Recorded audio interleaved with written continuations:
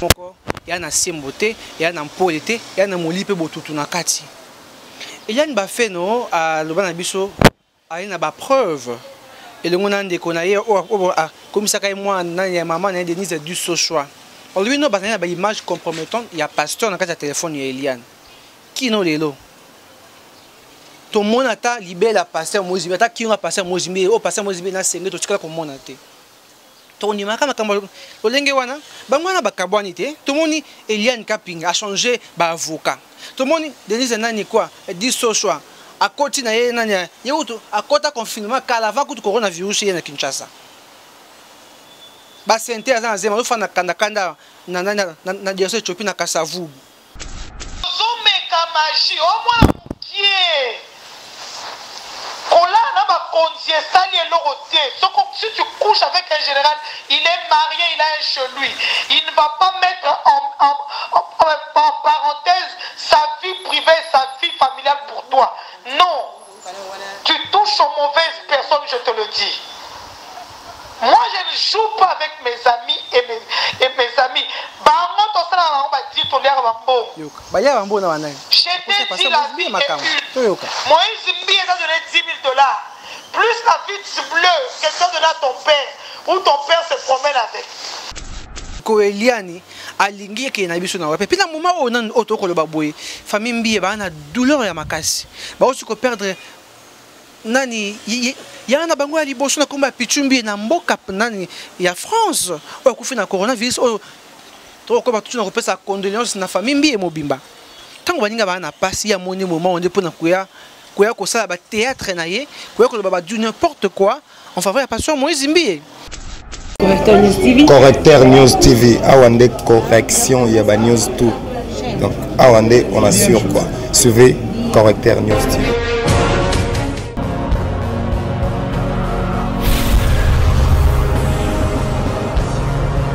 S'abonner massivement. Tu as vu Correcteur News avec Yemoko Rachou, la caramel. Check, c'est pas pareil. Correcteur News TV et la savandega qui non correction et les news surtout parce que nous surtout nous les bêta makango dans internet dans les réseaux sociaux dans les solo et voilà les a on a Correcteur News TV alors les lots va begoli que maladie à coronavirus et boum ici moi ba actualité belé mais ce qu'on tente de voler bino actualité mon cousin ami pour les agoréliens en tout cas ngana natala qui on a musique na porta qui on te au côté le pour na affaire il y a Eliane Bafano na Moïse Mbi pasteur Moïse Mbi en tout cas les lots la caramel na ba obi na Correcteur News TV correction ba sangwana nyo surtout boy ba mondele nini les cara depuis le début pe le to comme na suka ba réalité c'est belé on a dévoilé le na ça ba preuve na ça moto o aye lelo yé moko na Correcteur News pour na a dévoilé le kuta ya li solo entre pasteur Moïse Mbi na Eliane ba fan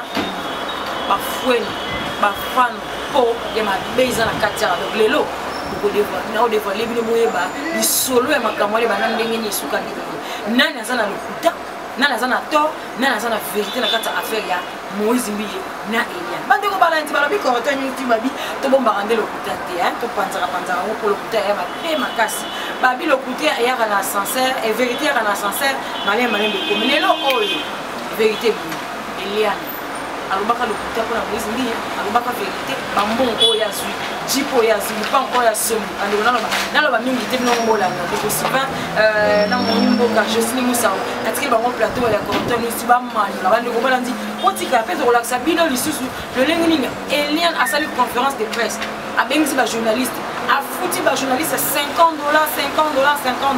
ko ba bimisa lokuta wana te ba bomba vérité nani pa pese ke mbongo wana ko ba bongo to kutamasi quand nous allons apprendre ça, on dit toujours que nous sommes au service du peuple. Nous sommes là pour nous servir et au terme de la partie, au terme de l'actualité. Là, il a bien que coronavirus oyo eya en tout cas eningisa mokili mobimba ebeta pasi bala mais makambo ezali belé kasi coronavirus oyo apparemment epekisi bato mosusu te makambo ya ndenge na ndenge nali koloba na bino awa nali koleka bongo na kopesa toujours matondo na baye batalaka biso mingi balingaka biso na bosani te kopesa matondo mingi mpe mbote na oyo yanga papa Cléo Kaleu pourquoi oublier ma maman chérie Adèle Moadi mon sponsor Nico Mbaya esika azali na papa balobi malgré coronavirus kasi ba problème ezali kosila te totamboli na problème de détournement mais oh ezali problème eutaki biso banakala mais tomoni problème ezali kozonga lisusu ezali komituna yango problème yango ezali tina nango nini problème ya ndeko na biso Eliane na oyo babengi pasteur na biso Moïse Mbiye tika na fonctionnaire au micro mais que tozali na ndeko na ngai Sylvain babi les DG de Congo Boania akomekana ko loba biso mwa mukie o po biso tokoma ko benga ye toyebite akoma to ko benga ye nzuzi to benga ye le lenge kani à qui j'ai dit bonjour Sylvain. Oui, bonjour Moimboka Jocelyne Moussaou, bonjour P na balandigno so P ba bonne tout fidèle il y a usine télévision. Ndeko Sylvain boni santé. Oui, qui me ali bon le lenge ko mona.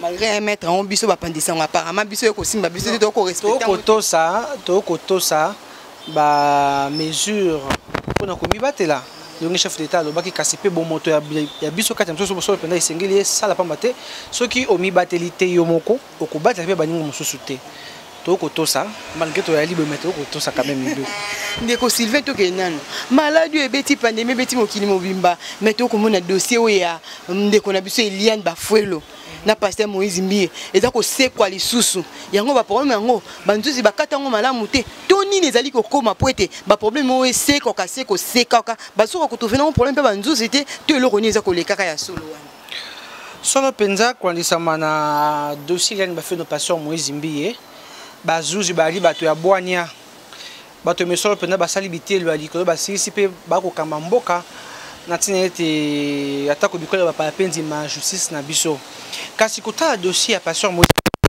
il y a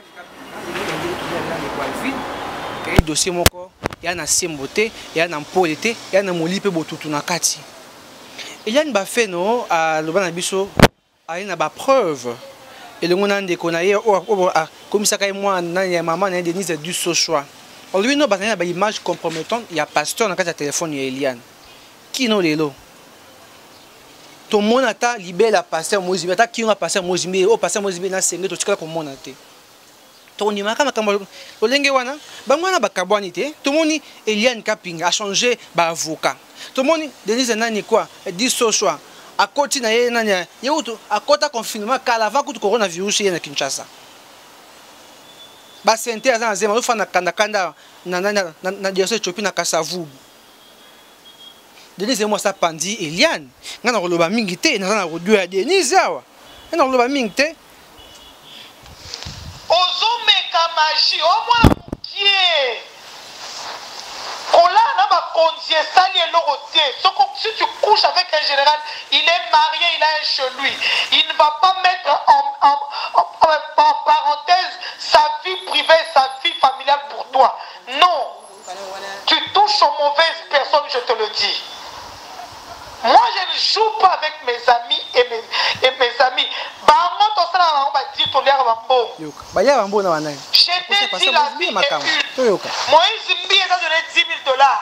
Plus la vie bleue que t'a donné à ton père. Ou ton père se promène avec. De toutes les personnes qui m'accusent par rapport à tous ces faits que moi, Nazim Bongo, n'a voyagé boye baye la biso ba preuve. Parce que après ici, toutes les personnes qui vont critiquer sans les preuves seront poursuivies parce que je ne blague pas avec ma personne. Je ne suis pas une femme folle pour aller en justice. C'est parce que je sais ce que je suis en train de dire. Et surtout sur l'avortement forcé. C'était sous la drogue, s'il vous plaît. Et si j'étais morte, on allait aujourd'hui, Bonga Boyeba Eliane. Aujourd'hui, Bonga Boyeba Eliane, fait nous, soit la famille, fait nous. Non! Je me tais, je me réserve par rapport à la révélation de l'identité de cette personne qui m'a fait subir ces choses que la justice connaît. Que je suis allée accuser à la justice à Yébi, que les choses que je suis en train de dire est vrai. J'ai des des choses en moi, dans mon corps, que je ne peux pas vous expliquer. Il faudra quoi? Que j'enlève mes habits pour que vous compreniez ce que je suis en train de vivre, ou soit être avec vous dans les maisons pour comprendre ma douleur, tout ce que je suis en train de vivre, que mes parents, ma famille, besoin quoi endurer et me fortifier tout le jour. Vous ne savez pas ce que moi je vis. Boye Bivi Nanga actualité, si je suis dans les pleurs ou pas. Vous venez de faire un deal secret, vous venez d'acheter une parcelle à Kinsuka. Des avocats t'ont quitté à cause de ça, il faut dire la vérité aux gens. Les qualités des avocats, Bayebi, Moussa Nabango, surtout pour les avocats qui se respectent comme les nouveaux collectifs que je viens de recevoir, que je viens d'avoir tout à l'heure. Je pense que Bakosa la Moussa Nabango très bien. Tu as fait un deal secret, pour ça nous parlons à Kinsuka. Voilà. Wana bolandi na bokebi audio andeko Denise Dissochoa et Alinga été. Non non, Denise Dissochoa après pour une conférence de presse Eliane ba fait autre kindaki mokole uti koleka boye kola nsaba na maima surtout Eliane ba fait na lobaki ndeko Denise Dissochoa yoki akonde ba tubiye mopanga na motema lobi te na ngai na Eliane na ba maître avocat to kosaka pasteur Mwezimbi e makambo na bakomi kotubela bango na bango après sima ya ko bebisa réputation ya mosali na Nzambe sima ya ko kimisa bandimine tonga ya ko lembisa ba chrétien bango na bango esangeziki moto Denise e pa ya kasa kota confinement parce que na zemi maître Jimmy ngaya safani na ndaku na ye Joël Kitenga fandi kasi maître Doli atika le bena na Eliane Bafeno pourquoi il a fait a changer ba avocat Denise sa lobby ba saka ba di ba ya bambo dans ça que bango ba ki marché auprès de la passion Mwezimbi pour que ba zoye mbongo mais si mite passer Mwezimbi a dur et puis na kamunyo so ba accusa qui ezali makambo ezali faux yango moni omoni que ba kwai na mai tala Eliane to que Eliane a lobby azo réglé 4 fois azo réglé na mois 4 fois Eliane ka yewana ba violent yewana ka balongona ba trompe yewana ba sale ba avortement forcé ye moto yebite siko Eliane alingi ke na biso na wape puis na moment on a auto ko lo baboye famille mbiye ba na douleur ya makasi ba aussi ko perdre nani yana bango ya liboso na komba pichumbi na mboka nani ya France o ku fina coronavirus o to ko ba tuna ko pesa condoléances na famille mbiye mobimba tango baninga ba na pasi ya moni moment on est pour na kuya ko sala ba théâtre na ye ko ko ba du n'importe quoi en faveur ya pasteur Mwezimbi ngai bandoko mi ba ko ba non de ko Sylvain o côté ya pasteur Mwezimbi était na ko tande pa ipole yali pa ibosolo yali lelo tozalaki toto ngai dossier ngai procès Eliane Bafeno oyoyo na bande yango ko banda mosisa na yango parquet wana kuna na Gombe so ba bibi ba OK na 20h on en a na 20h so abi na chaque club dans un na chaque club so abi ba babo na sali dossier mobimba so ko tsaka Congo Bonya TV ba okuta dossier Eliane oyo na chaque homme comment ata 5 ata 4 donc na yebi dossier oyo batama ngata lokuta ndeko Sylvain tika to mituna likam parce que biso bizali ko mituna tuzali ba pandisango azaka tuzala rapé bana Nzambe obike loko etukisa biso mitema parce que ngana kotala ne bandeli ya dossier oyo soko sana video ya malamu na ebite basala ka émission ngana ndeko nanga soki ken piana soki pe nani na ko banza malamu te okotala Yves Pane na ndeko Yves Pane okotala elobeli ya baboti ya Eliane tango batuni bango mama bino bolingi nini balobi ete biso zali na posa eloko te zali juste na bosenga pasteur reconnaître ma benaye mais au kotala tango ba yeko bengisa mama oyo epa ya papa na biso Molière maman akomi koloba na courage nyonso makasi nyonso to kotuna bino moko sala moi banquette oyo elobata yo moko ke ozali na ba image wana nyonso eloko mutu ezali na mutu moko ezali na ko sima na sima eloko oyo ezali ko kwa moto oyo bazali ko bakito ben koni na kotuna motuna na famille Bafeno ba yebisa biso ba $50 ba pesa ba panitsango ba soka ngo wapi bazwa mbongo wana wapi qui est derrière Eliane Bafeno lopango basomi na Kinsuka Denise sa dévoilé bazwi mbongo wapi mutuka o atambola zeno na recadrer mukia côté wana ko Denise Dissochoa lobi que non passer Mwezimbi apesi yo $10,000 na mutuka o pesi papa bi atomba ketch à blé ezali mbongo parce que moi appelle parce que viola que Eliane ezali mbongo oyo ya droit na ya clip ya ye oyo tango ba vu côté na YouTube a fouti mbongo parce que moi zimé na motema comme Mosala Nzambe ya solo azui mon solo apesi Eliane ba fait donc la récompense na ndenge ba clip ya ye oyo ali ya motam ali na ndeko Bams moi mobile oyo basaki na nani clip parce ba jouer ki moi c'est na mobile ozomona oyo eko Eliane ba fait no ngana mona ko ndiri ya lizua atiaka nde passer moi zimbi motema aka de se bete na kat pona ba intérêt na personnel maman na ye dernier masaki monsieur pas Yves Pan a ko déclarer ba 10 millions soit tila passer moi zimbi akanisa eliko lo banini ekende ko teka moi ne dikabe pas passer moi zimbi akende ko solde comme tout na zikide pas passer moi zimbi c'était bete zali ndako nzambe oyo tondi bana basi kilikili oyo bayaka passer moi passer moi zimbi aye mo habite to ya ko meka chance to talisa nzoto. Mais tant que Mosala Nzambe a sa réserve, n'est pas ça bien que la réserve de l'Éternel.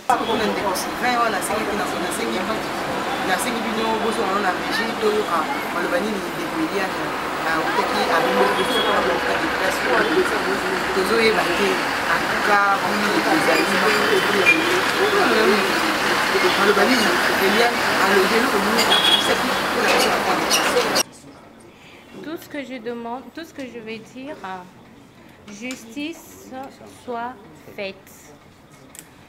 Les qualités des avocats, Bayebi, Moussa Nabango, surtout pour les avocats qui se respectent comme les nouveaux collectifs que je viens de recevoir, que je viens d'avoir tout à l'heure. Je pense que Bakosa la Moussa Nabango très bien et que la justice doit être faite par rapport à la deuxième question. La justice doit être faite. Je veux justement qu'on puisse me remettre dans mes droits les plus légitimes. J'appuie sur ce point-là. Après tout le scandale, Nalingi justement qu'on me remette dans mes droits les plus légitimes. Donc ça veut dire à Balayo, droit légitime que vous attendez. Il y a beaucoup de droits légitimes, bien sûr. Là, je pense que je dois discuter. Ça reste en moi. Je vais discuter avec ma famille et ensuite on va les déclarer devant les avocats. Ce n'est pas déclaré ici en public, mais ça sera déclaré devant les avocats en famille. On va concerter cela parce que je sais ce que je veux. Et là, sera concerté en famille. Donc voilà, c'est juste mes droits les plus légitimes que je demande. Une autre question? Nalobi te que fiancé nanga ayoki que avortement et tout des ngaki boyanga. Non, je n'ai pas dit makamu ya fiancé actuel. Soit disons fiancé oyo bomoni na internet wana. D'abord, quand on parle de fiancé, il faut présentation familiale, voilà, n'est-ce pas? Il n'a jamais fait ça. Présentation ça lié juste internet de bomoni après une semaine accueilli. Donc c'est soi-disant fiancé, c'est lui là. Si vous avez suivi aussi parmi les prédications, quelque part, pasteur Moïse Mbillier a présenté qui homme wana comme son homme de fidèle. Homme de fidèle, je crois, homme de confiance, allais-je dire. Ce qui est le cas qui na télévision, internet, soit au bazala qui wana na culte, mona qui peut bailler bien homme de confiance. Donc je me demande homme de confiance par rapport à quoi? Parce qu'ils se connaissent. Bailler bani. Alors, je dois dire aussi, il n'y a aucune crise de jalousie dans ça. Je ne dois pas mettre la jalousie parce que je ne blague pas. En allant à la justice, ce n'est pas la jalousie. Il faut tous à la claire. Non, je suis en train de parler de ce que moi j'ai subi. Moi-même, je suis la preuve vivante. Si je suis en vie, l'élo, nazo respirer, tisikoyo, c'est parce que je suis la preuve vivante. Il n'y a pas la jalousie qui m'a envoyé pour ekende, nakende tina justice. Quelle jalousie? Il n'y a pas de jalousie. C'est juste que je suis en train de réclamer mes droits parce qu'on a profité de mon innocence, on a profité de ma jeunesse pour me faire du mal. Qu'aujourd'hui, je me suis réveillée en tant que femme qui doit réclamer ses droits. Et partout ailleurs dans le monde, vous êtes en train de me suivre. Ce n'est pas de la blague. Et aussi, je n'ai pas été silencieuse. Je n'ai pas compris, moi aussi, ce silence. Ok? Je n'ai pas compris ce silence. Je ne sais pas qu'est-ce qui s'est passé. C'est juste après des rumeurs, ok, États-Unis, aux Zimbongo, Salibé, Nayebi, Makambuanate. Toutes les personnes qui m'accusent par rapport à tous ces faits que moi, na Zimbongo, na voyagé, baye la biso, ba preuve. Parce que, après ici, toutes les personnes qui vont critiquer sans les preuves seront poursuivies. Parce que je ne blague pas avec ma personne. Je ne suis pas une femme folle pour aller en justice. C'est parce que je sais ce que je suis en train de dire. Et surtout sur l'avortement forcé. C'était sous la drogue, s'il vous plaît. Et si j'étais morte, on allait aujourd'hui, Bonga Boyeba Eliane. Aujourd'hui, Bonga Boyeba Eliane, fait nous, soit la famille, fait nous. Non! Je me tais, je me réserve par rapport à la révélation de l'identité de cette personne qui m'a fait subir ces choses que la justice connaît. Que je suis allée accuser à la justice à Yébi, que les choses que je suis en train de dire est vrai. J'ai des choses en moi, dans mon corps, que je ne peux pas vous expliquer. Il faudra quoi? Que j'enlève mes habits pour que vous compreniez ce que je suis en train de vivre, ou soit être avec vous dans les maisons pour comprendre ma douleur, tout ce que je suis en train de vivre, que mes parents, ma famille, endurer et me fortifier tout le jour. Vous ne savez pas ce que moi je vis. Boye Bivinanga, actualité, si je suis dans les pleurs ou pas. Vous ne savez pas, mais j'en souffre. Et je suis en train de parler à toutes les femmes qui connaissent et à cet homme-là, Moïse Mbiye, que j'appelais Papounet, que tout le monde à l'église savait. Si je suis une menteuse, ai le droit, c'est courage de le dire devant la population que ce que je suis en train de dire est faux et apporte-moi les preuves.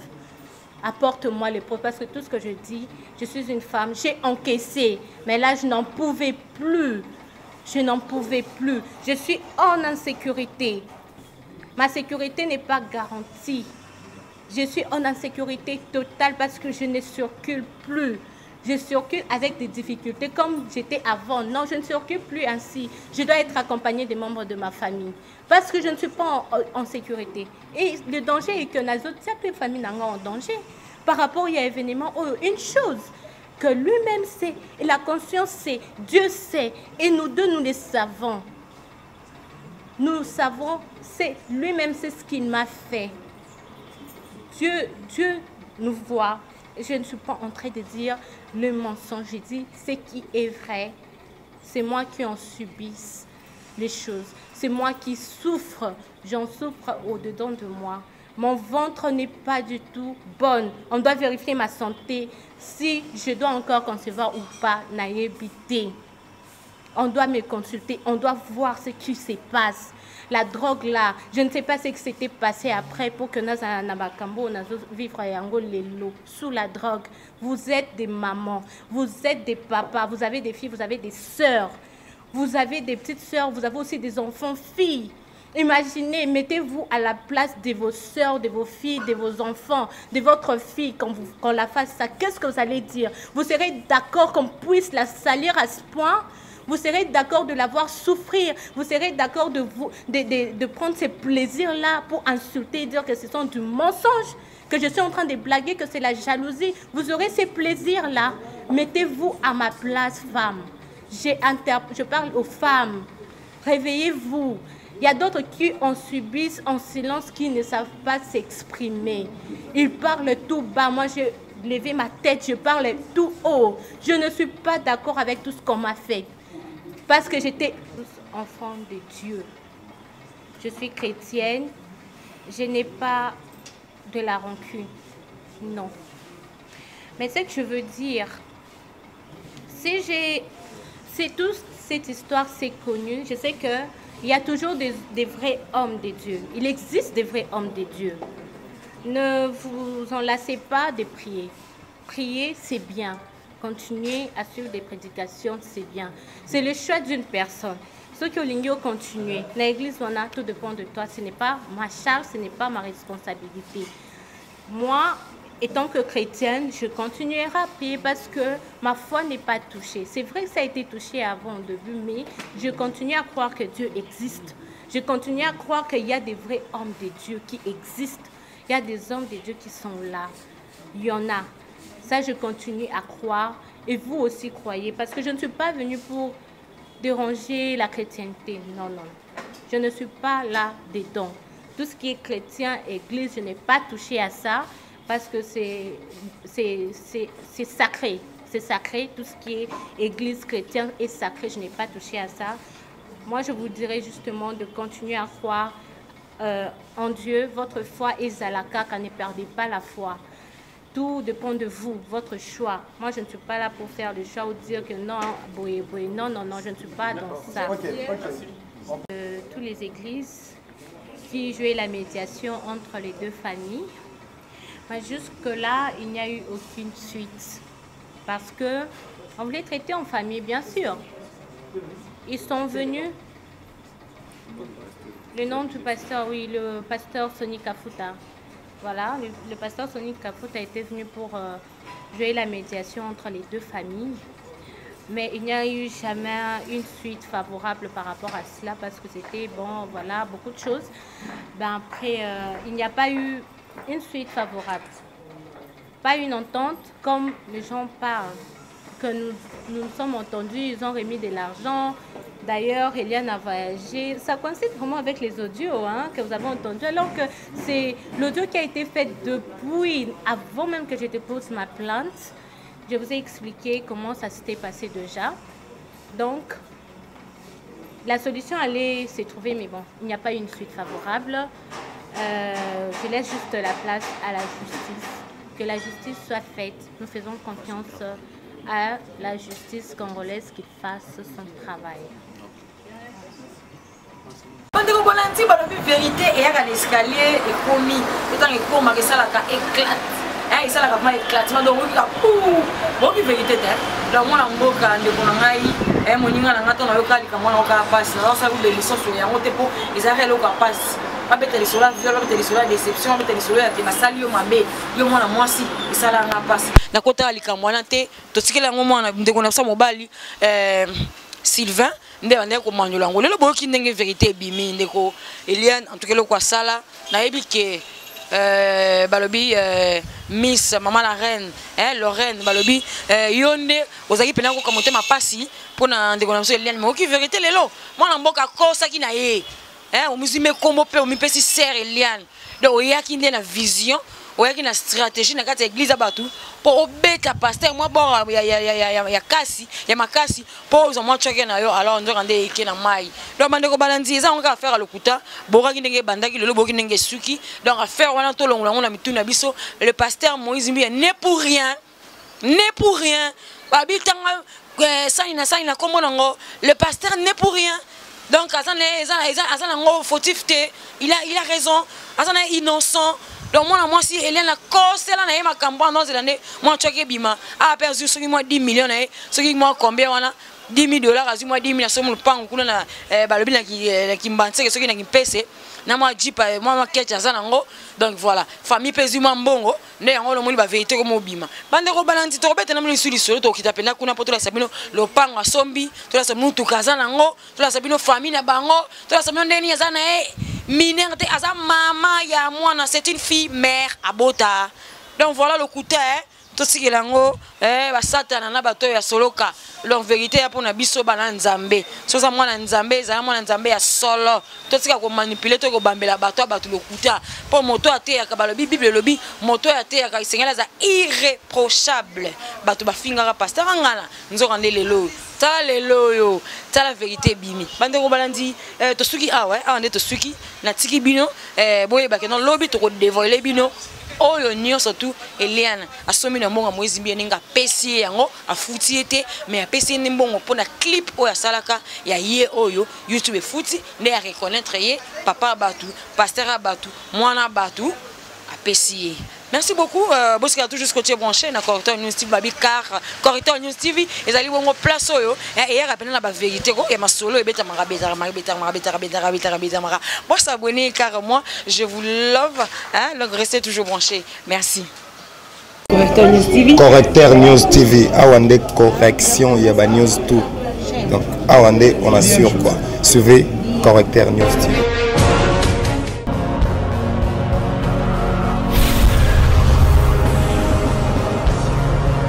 S'abonner massivement. Tu as vu Correcteur News avec Yemoko Rachou. La caramel. Check, c'est pas pareil.